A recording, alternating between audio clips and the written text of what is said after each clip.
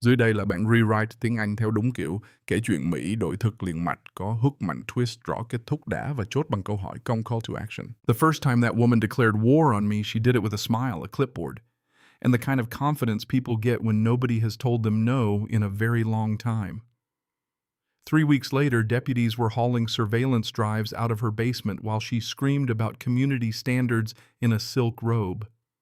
And the really twisted part is, if she had just left me alone, I would have spent the rest of my life in peace, fixing my porch and minding my own business. My name is Clayton Reed, and after almost 20 years in law enforcement, most of it spent in digital forensics, I was done with noise. I wanted silence. That's how I ended up on the northern edge of Utah in an old craftsman house on 2 acres behind a line of pines close enough to see the gates of Clearwood Lakes, but not, I thought, close enough for it to matter. My place had its own well, its own solar panels, and it was outside the HOA. I verified that detail through county maps, title records, and zoning notes. Clean. No HOA. No board. No neighborhood queen with a measuring tape. The porch sagged a little. The grass came in wild, the back fence needed work, and I loved every crooked inch of it. Then Karen Farrow rolled up my gravel drive in a white Lexus. She introduced herself as president of the Clearwood Lakes. HOA smiled at my house like she already disliked it, then asked which committee I'd be joining. I told her polite as church that my property wasn't part of Clearwood Lakes. She blinked once, still smiling, then muttered something about visual continuity before backing toward her car. I should have recognized the look in her eyes right then. I'd spent years studying obsession escalation harassment. Karen had that same look. Not anger, exactly certainty. And certainty in the wrong person is gasoline. A week later, I found a wooden stake hammered beside my mailbox. Hanging from it was a hand-painted sign in wet red letters, "Does not conform to community standards." Ooh. Then my garbage cans vanished. One was dumped in the hedge coffee grounds and onion skins scattered in the dirt. The other was missing except for the lid in the ditch, so I pulled the footage from the motion camera over my garage, and there she was. Karen, strolling the edge of my property just after midnight with a flashlight and a notebook, taking pictures of my porch and siding like she was documenting a crime scene. That was when something cold clicked into place inside me. Not panic, pattern. So I documented everything. Still shots, timestamps, footprints behind the shed.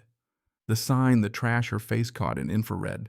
I drafted a formal trespass warning, cited Utah law, signed it, and delivered it to her house myself. Karen answered with a glass of white wine in her hand and the expression of a woman expecting applause. "What's this?" she asked. "A trespass notice," I said. "You've been entering my property without permission. It stops now." She barely glanced at the paper. "Mr. Reed, don't be dramatic. I'm trying to keep the neighborhood respectable." "I'm not in your neighborhood." She stepped closer and lowered her voice. "People who isolate themselves usually have something to hide. The community is concerned." Then she handed me a flyer. My picture was on it. Grainy, zoomed in, taken from somewhere I hadn't identified yet. Across the top it read, "Potential threat on Lot 14, B, possible weapon storage, former law enforcement." I remember staring at that page and realizing this woman wasn't just nosy, she was building a case in her own head. That should have slowed things down. Instead, it told her the game had become real, and Karen loved games as long as she got to write the rules. The neighborhood turned cold almost overnight. Then the late-night motion alerts started coming every other evening. First Karen again, hood up this time, moving along the rear fence line. Then 3 men in matching blue vests that said Clearwood Lakes Compliance and Oversight Division. They came onto my land with a clipboard, a tape measure, and a tablet talking about a routine community assessment. "We've received reports of structural inconsistencies and landscaping violations," the clipboard guy said. "You're aware this is an HOA property, right?" He flipped a page dramatically. "All adjacent properties within visual range are subject to aesthetic review under Article 9. I laughed right in his face. "That's not law, that's cosplay." When the guy with the tablet raised it to take another photo, I stepped in front of the lens and told them to get off my land. Deputy Patel came out, reviewed my maps and footage, and said, "I've heard about that HOA. Always just enough gray area to be a headache." I turned my office into a war room. Timeline on the wall, backups on drives, incident folders named like evidence tags. Karen kept escalating. Fake notices zip-tied to my mailbox, threats of fines, threats of liens.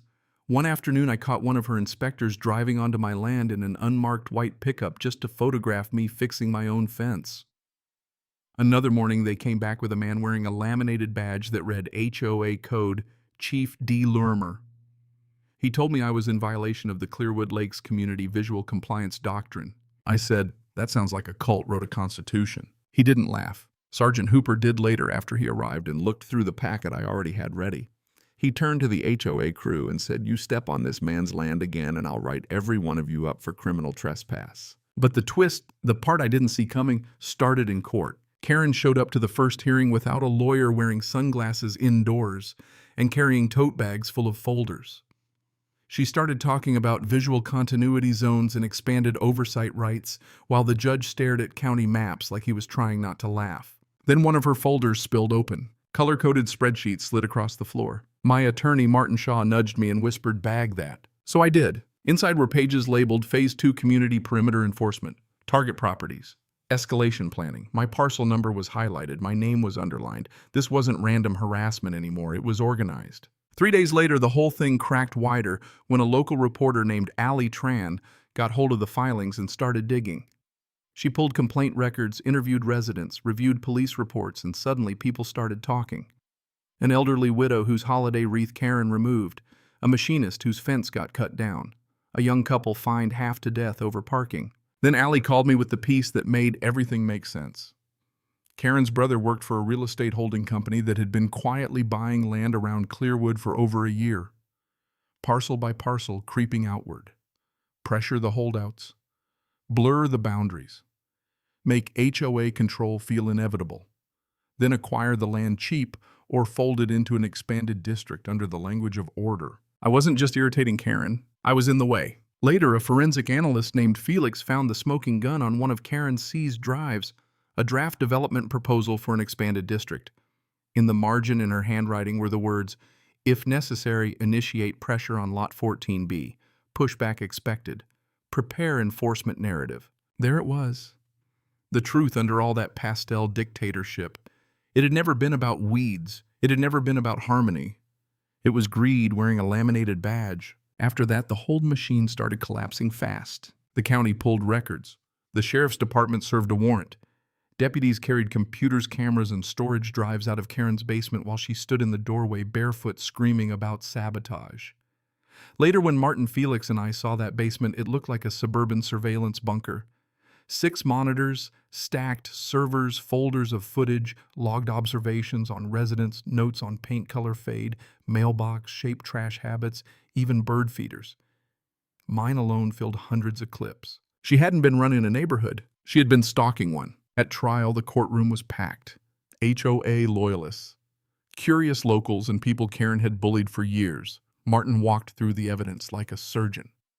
The trespasses, the fake citations, the impersonation of authority, the surveillance archive, the annexation strategy. I testified about the sign by the mailbox, the midnight photos, the trash tampering, the pressure campaign. Nothing flashy, just facts. Facts are underrated. They don't perform. They just stand there and refuse to die. Karen tried to turn it into a speech about standards and duty. The judge cut her off cold. The verdict came down hard. Guilty on multiple counts. Criminal trespass, unauthorized surveillance, defamation, harassment, impersonation of regulatory authority. The HOA got hammered with fines and stripped of any path to expand beyond its lawful boundary.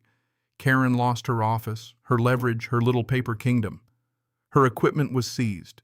Her assets were frozen pending judgment. A week later, I bought several of her confiscated cameras at auction for almost nothing. I took them home, lined them up in my driveway, poured myself a bourbon, and smashed every last one with a sledgehammer while the sunset burned orange through the trees. But what stayed with me wasn't the glass breaking. It was the silence afterward. Real silence. Wind in the pines. Gravel settling. Peace sounds different when you've had to drag it back from somebody who thought they were entitled to take it. What I learned is this. The most dangerous tyrants usually don't show up looking like tyrants. They arrive smiling. They talk about order, safety, values, standards. They wrap control in the language of responsibility and hope nobody notices the greed underneath. And if enough decent people stay quiet because they don't want the headache, a bully starts mistaking silence for permission. Karen didn't lose because I was tougher than she was. She lost because I documented everything, stayed patient, and forced fantasy to stand in the same room as evidence. These days, there's a steel sign at the end of my driveway that reads, "Cameras everywhere. Lawyer on speed dial. HOA not welcome. Behind it is my house, my land, my peace, hard-earned, finally quiet, exactly the way I wanted it in the first place. But I still think about one question. When does protecting a community turn into controlling people, and how much damage gets done before somebody finally says no? Tell me what you think. Was Karen just a power-hungry HOA fanatic, or was she part of something colder and more calculated? And have you ever dealt with someone who mistook authority for ownership? Drop your story in the comments because neighborhoods like Clearwood aren't nearly as rare as people pretend.